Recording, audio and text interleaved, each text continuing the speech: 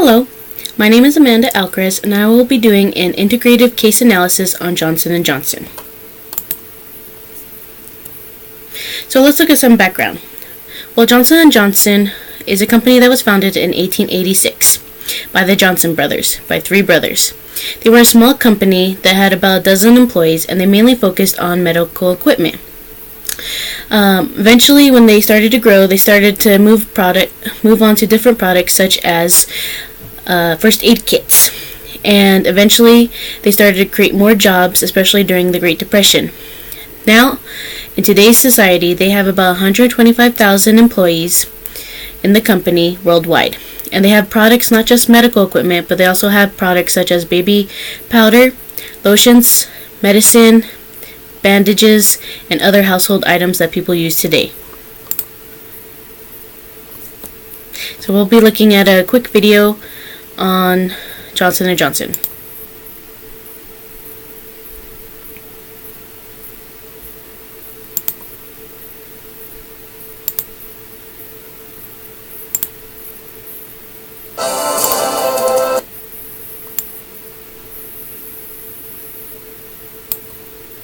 Alex Gorski, who took over the CEO chair in December. I understand that you're CEO, but you don't have a medical background. What is it that sort of prepared you? What about your experience prepared you for doing this? Well, look, I think the best part of my job is I get to go around the world and talk to these really bright and talented scientists. I'm sure I probably lower the average IQ, when I'm around them. But and to see their passion, their commitment, their drive to ultimately provide better solutions for patients and customers. And look, there's a lot of things that help me along the way get ready. And I think first of all, for me, one of the biggest things that attracted me to Johnson & Johnson was it's very much a values-driven organization. I was in the Army, and I went to the military academy at West Point, spent 6 years in the Army. Both of those were very purpose-driven organizations with a mission, a higher calling. And so I always felt that the credo and what Johnson & Johnson represented in our commitment to moms, dads, customers, patients, to employees, to communities, it was very consistent with who I am. So the first frame I'll be looking at this presentation is the structural frame. So there's 5 basic parts in Mintzberg's theory. There's strategic apex, midline managers, and techno-structure operators and support staff. The 3 I'll be looking at is the strategic apex, midline managers, and techno-structure. The strategic apex are the top management. Like Alex Gorski, he's the CEO that gives orders to people under him. And then there's also the CIO, COO, and other vice presidents. Then there's the midline managers. These managers include supervisors, managers that reiterate the company's mission to the employees at the other lower levels. And then there's the the techno-structure. The techno-structure are the engineers. These engineers are focused on researchers. These researchers are the ones that help to make technological advances for the company, as well as product development and medical breakthroughs as well. In this slide, you can see that the organizational chart of Johnson & Johnson includes the CEO, the board of directors, and then right underneath it are the other top managers, vice president, CIO, and COO. Then there's the midline managers, operators, techno-structure, and support staff. So now we'll be looking at the human resource theories. There's 3 theories under the human resource theory that I did for this presentation. But the main one we'll be looking at is Maslow's hierarchy of needs. As you can see, there's also the human resource theory that has leadership, motivation, individuals, and teams. Then there's Fortley's giving orders that focuses on decentralized environment, feedback, collective ideas, and development.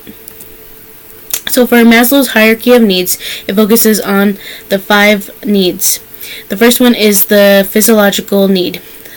At this level, it focuses on survival, either to get food, water, just to survive.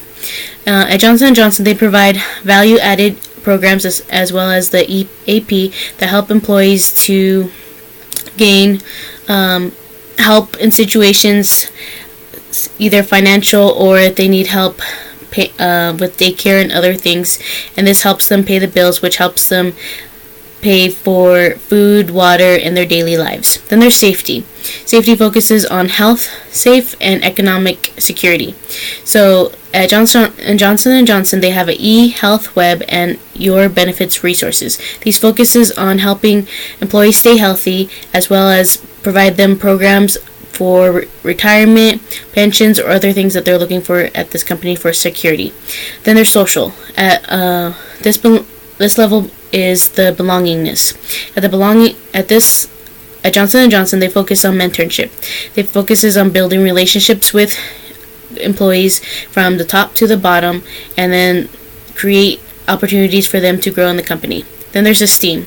These are the performance feedback and clear job goal opportunities that Johnson & Johnson gives to the employees to build their self-esteem and to give them feedback on performance, whether it's good or bad, but to help grow in the company. Then there's self-actualization that focuses on innovation centers. These innovation centers help to create opportunities for employees to create achievements through product development and other parts in the organization to grow.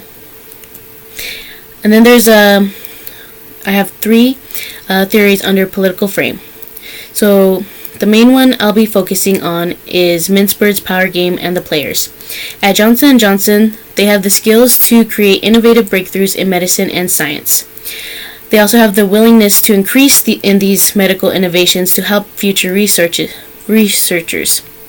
They also have internal correlations, and at this level, it means that they focus on a decentralized approach.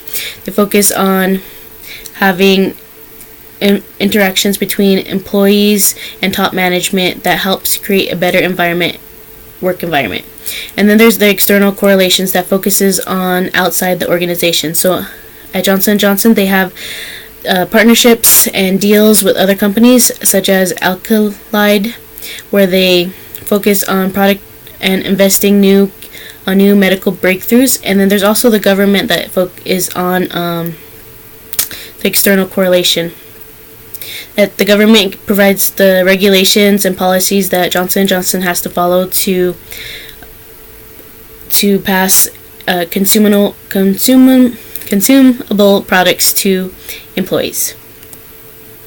And then there's also the French and Raven's basis of social power, Jeffrey Pfeiffer's understanding power of decision making as well. So for the last frame, we'll be looking at the symbolic and cultural frame.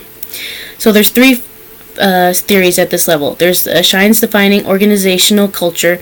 There's also Bowman's organizational symbols and culture, and then also Cook and Yonell's cultural and organizational learning. So the main one I'll be looking at is Bowman's organizational symbols and culture. At Johnson & Johnson, they have different stories of people from different backgrounds. Sometimes they put these stories on their websites so that it helps with other employees that have those similar situations and helps them to find meaning and create opportunities for them to know that they are not alone. And this helps to bring the morale of the workforce. And then there's the languages. Although Johnson & Johnson is in the U.S., they also have other countries that they are in, such as Australia and other countries. In the U.S., for example, even though a lot of people speak English, they do have Spanish programs that help those that want to learn more about health issues, or say if they have diabetes, they go to these health educations and they help people that speak other languages. Then there's the traditions. Johnson & Johnson has many traditions, but a main focus is diversity. They have many people in power through people that are minorities, people that are women, just different types of diversity in the company.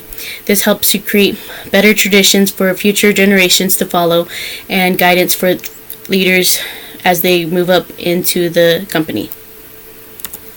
And then in conclusion, Johnson & Johnson has been a business that has sustained for about over 100 years. They have helped employees succeed at all levels of the organization. They also focus on local and global market communities, innovation, science and medicine development, and strategic planning for the future to create better jobs and growth in their products and employees.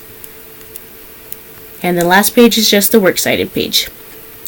I hope you liked this video, and thanks for watching.